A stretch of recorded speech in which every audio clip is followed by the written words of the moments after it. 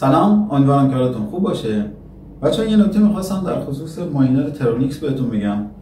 چند وقت پیش من حدود 2,500,000 یه 500,000 تومان و یه 1,100,000 یعنی 3 بار برداشت داشتم از این ماینر و ویدیو یکی از این برداشتام هم گذاشتم، ولی یه 3-4 روزی میشه که چند نفری دارن بهم پیام میدن که ماینر ترونیکس دیگه واریزی انجام نمیده. یعنی میتونید پول انتقال بدید توش و اون سرعتش رو برای 1 ماه اجاره کنید و سرعتش رو بیشتر کنید، ولی واریزی نداره.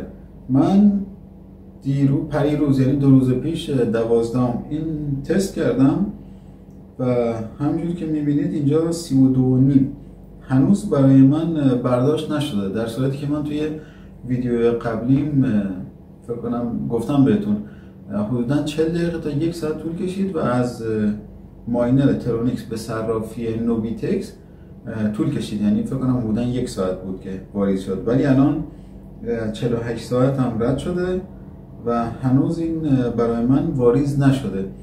حتی بعضی از دوستان گفتن که این تیک هم میخوره ولی چیزی به حساب ما واریز نشده. و توی ویدیو قبلی هم بهتون گفتم یا توی قسمت دیسکریپشن بهتون گفتم باشه اصلا توصیه نمی‌کنم که کسی پول بذاره توی هیچ کدوم از ماینرها. خودم میام این کارو انجام میدم، تست میکنم، ویدیوشو میذارم و این تجربه رو با شما به اشتراک میذارم، ولی اصلا توصیه نمی‌کنم توی هیچ کدوم از این ایردراپ‌ها پولی واریز کنید. خودم این کارو انجام میدم صرفا برای اینکه راستی آزمایی کنم و این تجربه رو با شما به اشتراک میذارم. در خصوص ماینر ترونیک میخواستم یعنی همین رو بهتون بگم، از الان به بعد دیگه هیچ پولی توش وارد نکنید.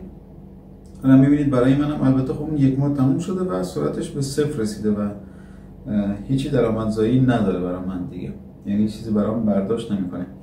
و اگر کسایی هستن که 7 روز پیش 10 روز پیش یا قبلا شارژ کردن ماینر رو و برداشت نزدن، یه برداشت بزنن و زیر این ویدیو به من توضیح بدن واریز شده براشون یا نه. ممنونم.